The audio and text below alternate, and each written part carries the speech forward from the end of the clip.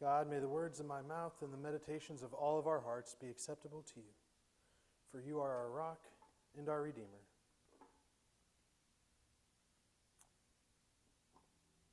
There is a story from the Jewish community known as Hasidism that goes like this.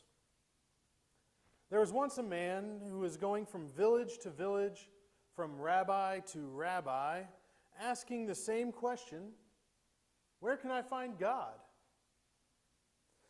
The man was never satisfied with the answers that those rabbis would give him, so he would pack his bag and move on to the next village. Some rabbis would just tell him, pray and you will find God. But the man tried to pray, but that felt empty to him. And some rabbis said, study and you will find God. But the studies seemed dry, boring, and irrelevant. The more the man read, the more confused he became, and the further that he felt removed from the God that he was seeking. And some rabbis said, just forget your quest, my child. God is within you. But the man tried to look inside of himself and failed. When one day the man arrived weary and discouraged in a small village set in the middle of a forest. He went up to a woman who was caring for some chickens, and when she asked whom he could be looking for in such an isolated town like this, and when he gave his answer, she was not surprised when he said that he was looking for God. She got excited and stopped her chores and quickly took him to the rabbi's house. When they went in, the rabbi was studying. The man waited a moment impatiently because he was ready to go off to his next village to get the next answer because he knew this rabbi wasn't going to give him the right one. So he interrupted the rabbi's studies. Rabbi, where can I find God? The rabbi paused and pulled his glasses off and stared at the man for a second. The man was wondering which of the nonsensical answers he would get this time that he'd already heard from other rabbis. But this rabbi simply said, well, you've come to the right place. God is in this village. Why don't you stay a few days and you might meet God? The man was puzzled. He didn't understand what that rabbi could have meant by that. But this answer was different. It was unique. And it captured his attention for longer than 15 seconds. So he stayed in the village. For 3 days, he explored every corner of this village, asking the villagers where God was that day. The villagers would only smile at him and invite him to have a meal. Gradually, he got to know the people and even helped them with their work. Every now and then, by chance, the rabbi would see him. And the rabbi would ask, have you met God yet? The man would smile, and sometimes he understood what the rabbi was asking, and sometimes he didn't. Well, those days turned into months, and then years. He became part of the village life, shared in all of their activities and culture. He went to the synagogue on Friday and prayed with the rest of the community. And sometimes he knew why he was praying there, and sometimes he didn't. And sometimes he was really saying those prayers, and sometimes he was just saying words. And he would join one of the families for a Friday night meal weekly. And when they talked about God, he was always assured that yes, God was here in this village, though no one could exactly tell him when or where to find God. Over time, the man too began to believe that God was there, although he still wasn't quite sure where. But he did know that sometimes he had met God. When one day, for the first time, the rabbi went looking for him, the rabbi said to him, "You've met God, haven't you?" "Thank you, Rabbi," the man said. "I think I have. But I'm not sure why I met God or how or when. And why, Rabbi? Is God only in this village? The rabbi replied, God isn't a person or a thing. You cannot meet God in that way that we meet each other. You were so caught up in the question that you could not hear the answers. Now that you slowed down, you can find God. You can return to your village if you wish.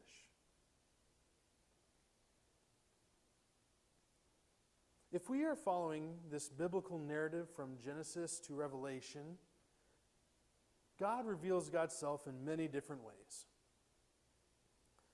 First, we hear in the beginning in Genesis that God is sweeping across the waters. Then we hear about how God is dwelling in the garden with Adam and Eve. And throughout Hebrew Scriptures, we hear that God is watching, but doesn't specifically say from where. And then we get to David in the Psalms. On multiple occasions refers to how intimate God is with us. And then we go to Solomon in 1 Kings, where we read that the Ark of the Covenant is placed in the Holy of Holies inside the temple in Jerusalem. And then God's Spirit fills that room. Skip forward a few more thousand years and we get to Jesus, where we hear of God coming to us, Emmanuel, God with us. In this, we hear that God is not some far-off God in some room within a room within a room, in a larger building within a specific city. But rather that God comes to us in the form of a human, in Jesus Christ. And we hear upon the death, the resurrection, and the ascension of Christ, and through the day of Pentecost, which was last week, that God's presence is now with us, the community. God reveals God's self in many, many different ways to us. Most Christians believe it's done in 3 ways. It's called the Trinity. And that's why today is called Trinity Sunday, following the Ascension, Pentecost, and now we have the Spirit with us. So now we have God revealed in 3 ways. But it has been almost 2,000 years now since the day of Pentecost, and it seems that we, the church, have lost where God is. I say that because we, the church, have allowed the outside world to tell us where God is.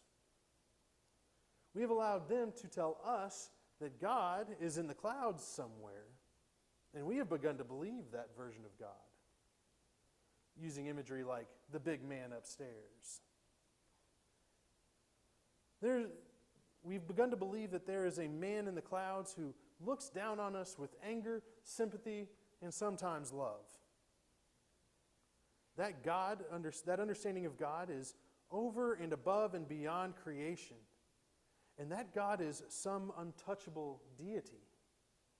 Not one that David described in the Psalms, or how we know God intimately through Jesus in the Holy Spirit.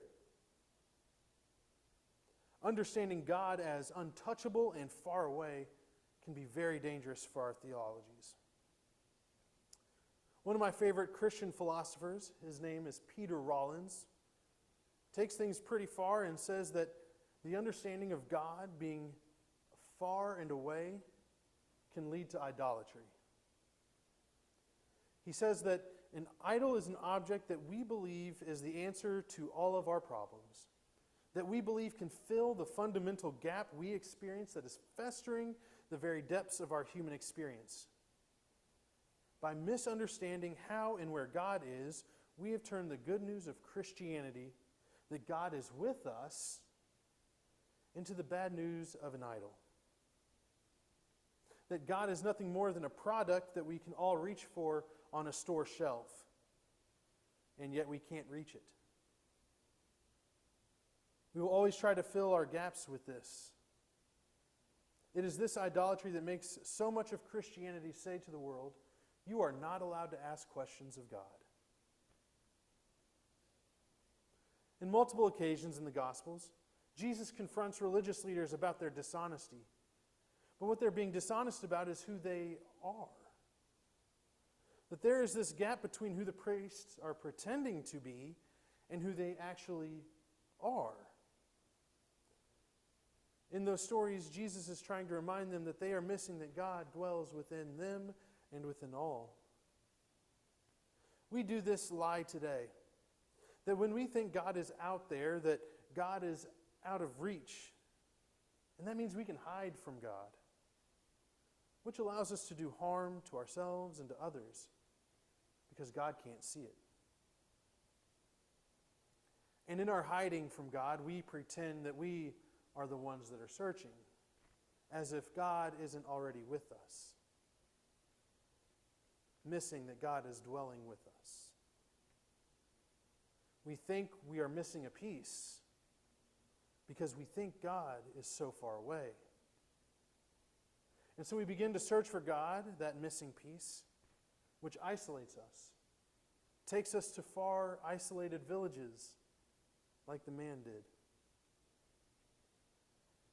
Because that search for that missing piece kind of God makes the search about me, you as an individual, not us. It disconnects us from the world we are a part of, much like the man who was searching for God. But the search for God, the missing piece, it blocks us from seeing the suffering of others because we're so worried about ourselves. That missing piece causes us to hate, not to love ourselves, not to love our neighbors. But knowing that God's presence is with us, knowing that God is within us, allows us to see in other people that spark of God, that imago Dei, God's image. This creates relationship, creates love, and breeds creativity.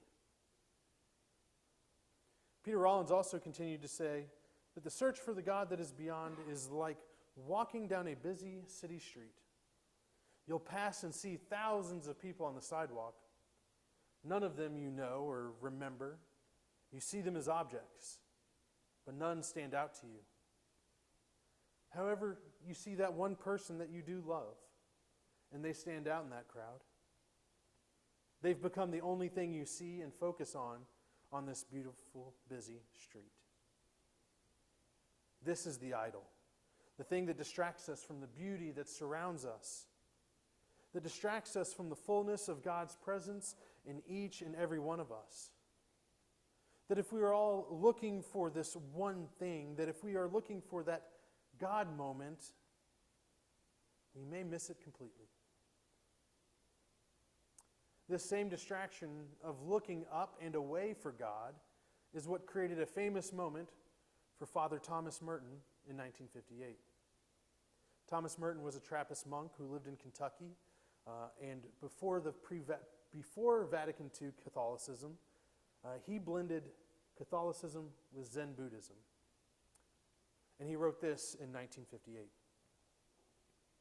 In Louisville, at the corner of 4th and Walnut, in the center of the shopping district, I was suddenly overwhelmed with the realization that I loved all these people, that they were mine and I was theirs. We are not alien to one another, even though we are complete and total strangers.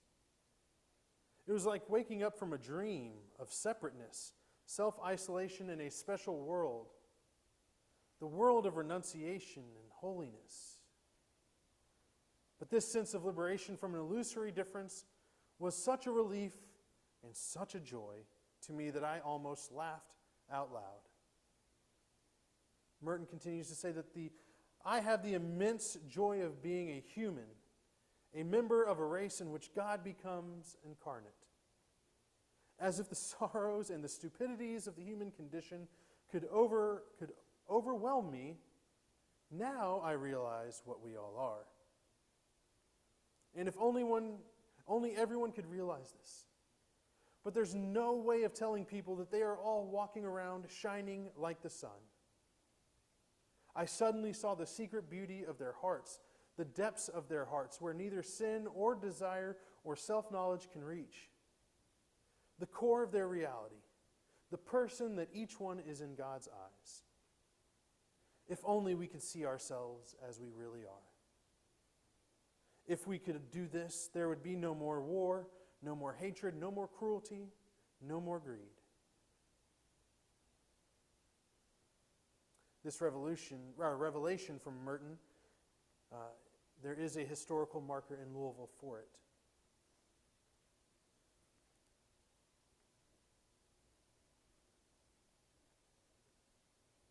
But if we spend our times keeping our heads looking up to the sky and not looking around, if all we are doing is searching for God that is up there, far away, and untouchable, we may miss God completely. And if our heads are up in the clouds looking for God, how can we be here in this moment, sharing the love of God here? Do y'all remember that Hasidic story that I opened with? Well, I didn't give you all the ending of this story, so I'll give it to you now. So that man, he did go back to his home village where he grew up, and he knew that God was coming with him. And as the man prayed and continued to study and knew that God was within him, and he knew that God was within other people. Other people sensed this about him, and sometimes they would approach him, and they would say, "Where can we find God?" And the man would always answer, "You've come to the right place. God is in this place."